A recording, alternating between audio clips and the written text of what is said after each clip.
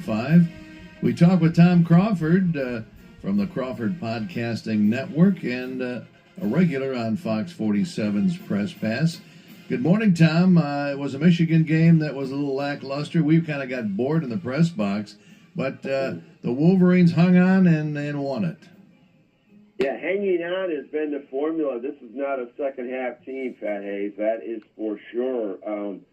It's interesting. You know, they're what now, 4-1 right now, or is that what the record is? Yep. 4-1. Yep, 4-1. And it's like Michigan fans. A lot of Michigan fans are, you know, significantly anxious about this team. They're not all that confident going to Seattle. I mean, I was talking to some media friends of mine that we cannot recall when a 10th ranked team is going on the road to play an unranked team, totally unranked team, who's lost a couple games, and Michigan's an underdog.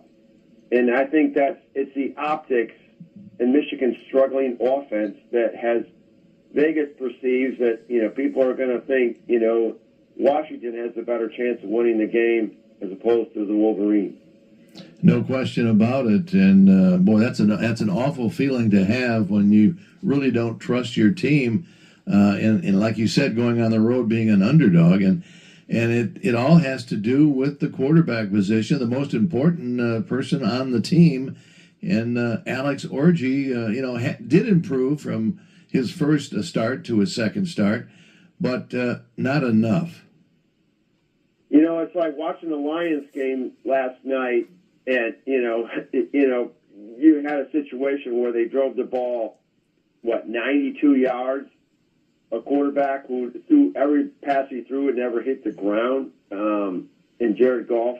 What a contrast. What a contrast of offensive prowess of incorporating running and passing to Michigan, which, running the football is fine. I mean, although it wasn't a stellar effort, they got 155 yards on the ground, only 86 in the air, 241 yards of total offense against a Minnesota defense is probably one of those mid-level caliber Big Ten defenses, 9th or 10th or whatever in the Big Ten. It's disconcerting, but they're winning. They won the football game. They've won 3 in a row. They've had some injuries. Some key guys sat out on defense. And you have Alex Orji, who's struggling, obviously, in the aerial game. Made some nice throws, but made a glaring miss. Donovan Edwards running that wheel route. We saw that, and oh, my God, and then he leads Colson Loveland in towards the hash and gets picked off. It's got to get fixed, and it's got to get fixed real quick, because when you go on the road after playing 5 straight home games, that's an adjustment for these new players, first-time player, young players, and you're dealing with one of the noisiest stadiums, Husky Stadium, a rematch of the national championship game, and a really important game for Washington, considering what's ahead of them. If they're going to be relevant at all this year, they have to win this game. So if Michigan wins this game, which I don't think they will, I have Washington 20-14. Boy, I hope I'm wrong. But if they do win this game, that's a huge accomplishment, and going into the bye week, it really sets up for Michigan to try to remedy things in practice and get ready for Illinois after this game. Well, I've talked for the last couple of weeks about Jack Tuttle coming in off from his injuries. Hopefully he has recovered, because he was on the sideline for this last game and was dressed. When do you think, or will Sharon Moore pull the plug on Orji if he doesn't perform and get Jack Tuttle his chance? Well, following a loss would be. I mean, a lot of it depends on the health of Jack Tuttle. I mean, we've been kind of, how injuries go at Michigan. It's actually a little bit more transparent under Sharon Moore than it would be under Jim Harbaugh. He does address situations where, as opposed to, he's working on something. Remember those Jim Harbaugh? Oh, yeah. Everybody's working. He's working through something.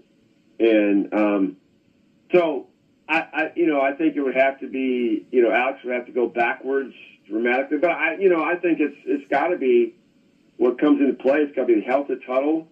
and then Davis Warren. You weigh Davis Warren, who has had some participation this year. You go with him, and I just don't. None of it's good in that quarterback room.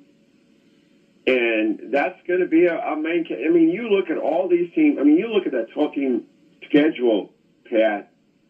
And is there any team with a quarterback that Michigan fans, they all want the other team's quarterback?